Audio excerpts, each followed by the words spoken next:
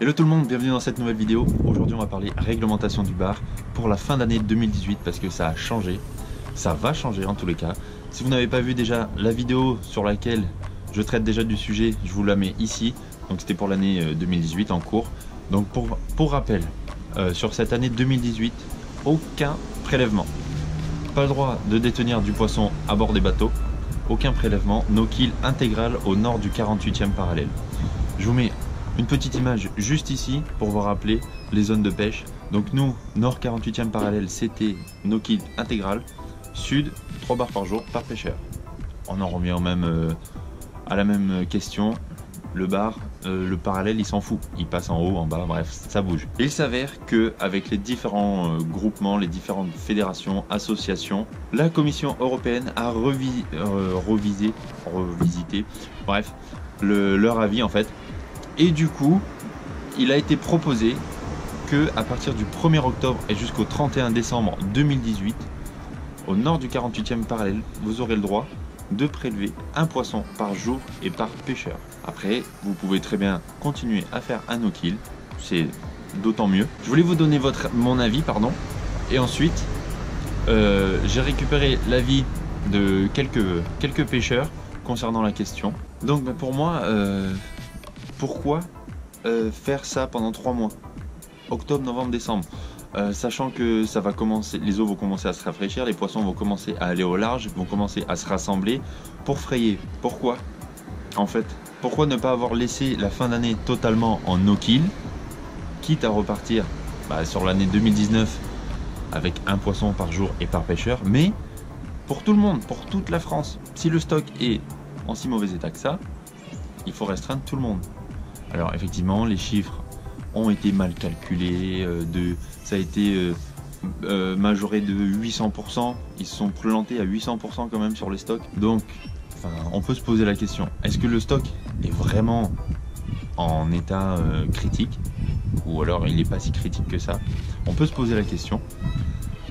Après, il faut savoir que les pêcheurs récréatifs aussi peuvent avoir leur part. Faut pas dire le contraire. Je veux prendre l'exemple, par exemple, de la compétition l'Open Bar de Fécamp, qui a été organisée par l'association Les Pêcheurs de l'Estran. Sur 1 jour et demi de compétition, il a été fait 500 poissons. Donc 500 poissons, c'est ceux qui ont été 500 poissons, maillés, non maillés. Enfin, sur 47 équipages, il a été fait 500 poissons en 1 jour et demi. C'est quand même énorme, ça représente beaucoup de kilos de poissons. Donc de là à dire que le pêcheur récréatif n'a pas sa part d'importance dans le truc, je pense pas.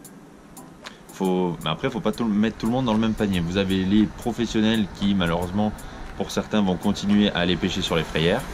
Et vous avez le pêcheur récréatif qui, lui, ne va pas aller à la pêche pour se faire plaisir. Il va aller à la pêche pour remplir son congélateur, tout simplement. Comme ça, il se dit, voilà, je suis peinard, c'est interdit, mais j'ai quand même gardé mon bar, je m'en fous. Mais c'est à cause de ces gens-là que, des fois, des mesures drastiques doivent être prises. Et c'est bien dommage en fait. Il faut savoir qu'il y a beaucoup de monde qui n'est pas au courant qu'en mer, il y a des tailles de capture. Moi, ça m'arrive de rencontrer des gens quand je pêche en street fishing, donc dans les bassins en pleine ville, qui me disent, mais pourquoi vous relâchez le bar? Et je dis, parce qu'il fait pas la taille. Et là, ce à quoi ils me répondent, ah bon, il y a une taille pour garder les poissons? Oui, effectivement. La taille, c'est 42 cm. Nord 48e parallèle, il serait bien aussi que pour le sud ils mettent la maille à 42, parce que chez eux la maille c'est 30. À 30 cm, il a été prouvé scientifiquement que le bar commence à se reproduire seulement à partir de 40-42 cm. C'est là qu'il atteint sa maturité sexuelle et qu'il commence à se reproduire.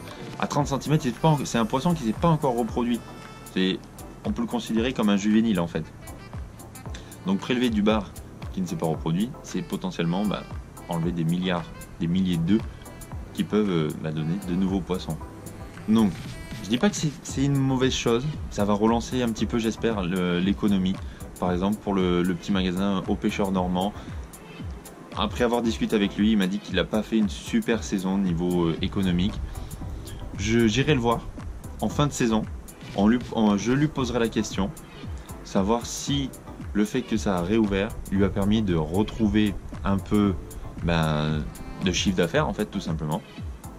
Et puis on en tirera les conclusions tous les deux avec lui en fin de saison. Sur ce, n'hésitez pas à me dire ce que vous en pensez dans les commentaires. On va échanger, c'est une vidéo débat. Échangez dans les commentaires, toujours. Ne vous insultez pas, n'insultez pas les professionnels, n'insultez pas le pêcheur récréatif qui dit moi j'ai gardé du poisson. Toujours dans le respect. Je vous laisse avec la suite, la petite interview de Morgane et Bruno, son papa, qui tiennent la chaîne Autobot Fishing. Je vous mets le lien dans la description. Et Morgane qui a notamment créé le Bumble Slug 175, donc un slug de 17,5 cm. Vraiment super souple et qui est vraiment super efficace en début de saison quand les lançons arrivent en masse. Et même là, sur la fin de saison, ça va décider pas mal de poissons. Les lieux aussi, Morgane m'a dit que les lieux, ils en raffolent. C'est un tout petit lançon. Je vous ferai... Dites-moi en commentaire si vous voulez que je vous fasse une vidéo de présentation avec les différents coloris, les nages qu'il y a. Bref, j'ai déjà un peu trop parlé. Je vous laisse avec la petite interview de Morgane, Bruno et Antoine. Sur ce, je vous souhaite une très bonne journée, une très bonne semaine et on se dit à la semaine prochaine pour une nouvelle vidéo. Ciao ciao. Hello tout le monde, bienvenue dans cette nouvelle vidéo et on va parler réglementation aujourd'hui. Peut-être si vous ne le savez pas, le bar va réouvrir à partir du 1er octobre et du coup je voulais avoir l'avis de certains pêcheurs concernant cette nouvelle réglementation. Et là je suis avec Morgane et son papa de la chaîne Autobot Fishing, je vous mettrai le lien dans la description. Et du coup, on va leur demander qu'est-ce que vous en pensez. Du coup, ça rouvre. Est-ce que pour vous c'est bien ou s'il fallait continuer à ce que ce soit fermé jusqu'à l'année prochaine?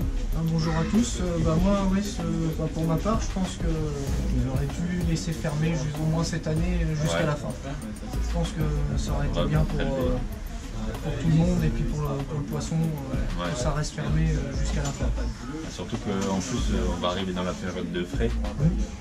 Du coup, je pense que les poissons, ils vont être... C'est pas forcément judicieux, je pense, d'avoir réouvert à cette époque-là. Ouais. Après, c'est mon avis, hein, mais... Oui, bah oui. Je trouve pas ça terrible. Du coup, tu penses peut-être prélever en fin de saison ou tu vas t'abstenir, rester en eau-tige? Il n'y aurait que moi, je pense que j'en ramènerai pas du tout. Après, peut-être un petit poisson pour Noël et puis voilà. Ouais, voilà, pour faire plaisir à la famille. Sinon, non, je pense que ce sera long. Bah oui. Et du coup, le papa, il en pense quoi? Comme le fils, hein. Le papa, même état d'esprit. Oui, un peu même état d'esprit. Après, si les gens restent raisonnables. Ouais, c'est toujours le souci. Hein. C'est toujours le souci, il y en avait déjà qui continuaient, donc nous on lâche, on aime bien relâcher, mais bon, un petit poisson de temps en temps, ça fait plaisir. Prélèvement raisonné. Voilà, faut rester dans le raisonnable, et j'espère que les gens resteront raisonnables. À voir. À voir. À voir. Après aussi, je pense que le débat, c'est est-ce que ça va amener quelque chose d'avoir réouvert? Je sais pas. Ouais. C'est ça le truc. Je sais pas trop, je sais pas. Je pense que c'est plus l'aspect commercial qui les a, qui les a poussés à réouvrir, malgré que les stocks apparemment ont été mal calculés. Voilà. Donc à voir. Ouais. Pour moi c'est plus un aspect commercial en fait. Je pense que c'est économique un peu quand même. Ouais, peut-être pour arrêter de pêcher. Oui, vous êtes comme moi, pêcher. C'est plaisir. Hein. Voilà, et Antoine, t'en penses quoi toi? Que ça aurait dû rester plusieurs années, qu'il arrive à un temps de choix et c'est fasse maintenant. Oui, c'est peut-être un peu comme le thon rouge à l'époque en Méditerranée. Quoi.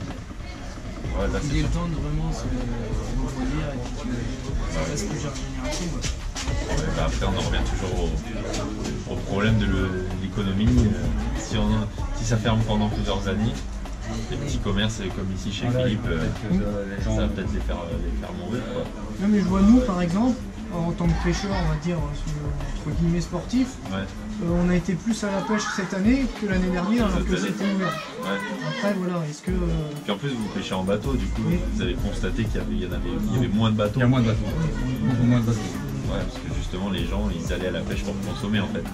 J'ai peur que ça soit ça, maintenant peut-être qu'on se trompe. Ouais. pour consommer ou autre quoi. D'un côté pour vous étiez tranquille. C'est ça. C'est vrai qu'il y avait beaucoup moins de monde sur l'eau, plus de zones tranquilles à pêcher. Après je pense qu'il faudrait regarder par exemple à l'Open de Fécamp cette année combien ont été pris et voir l'année prochaine à la même année ce que ça va donner. Mais bon comme ça a été réouvert entre deux, peut-être que ça peut faire à l'Open de Fécamp c'était 500 poissons. Ouais je pense qu'il y a un peu plus de 500 poissons. Plus de 500 poissons au total. prochain septembre. Sur 2 jours. Sur 2 jours. Sur 2 jours de Un jour et compétition. demi, quoi. Ouais. Vous étiez combien d'équipage? 50, je crois 47.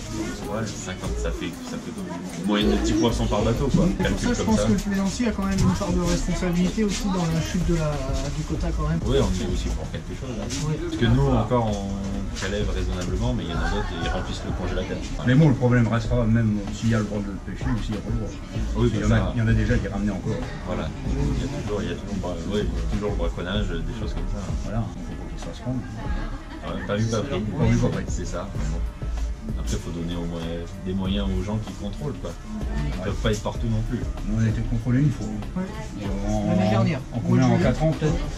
Une fois. Ouais, mais bon, la mer, c'est tellement grand. Ouais, bah ouais. S'ils avaient peut-être plus de moyens, ils pourraient plus contrôler, peut-être. Parce que bon, il y a contrôler en bateau, et il y a contrôler les pêcheurs comme moi qui pêchent que du bord, quoi. Du bord aussi, ouais. Alors que ils vont pour contrôler Ouais, tout ça ça. fait- Ça en fait des kilomètres de côte à contrôler. Oui.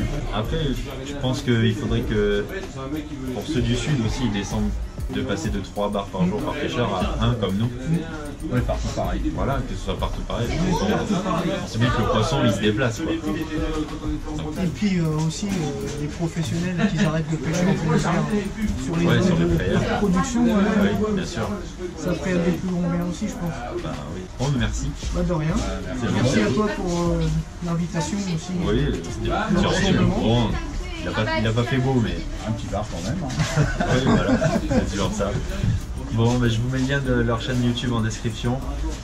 Regardez Bruno qui tient la chaîne Autobot Fishing et m'ont bien gentiment fourni des Bumble Slug pour que je les teste moi du bord. D'ailleurs, nouvelle version. Vous pouvez les retrouver chez Philippe au pêcheur normand. Ils sont vraiment pas très chers, ils sont à 6,50, c'est ça? 6,50 € les 3 de super leurre. Et puis maintenant on va demander aux commerçants, on va demander à Philippe qu'est-ce qu'il en pense lui de son point de vue.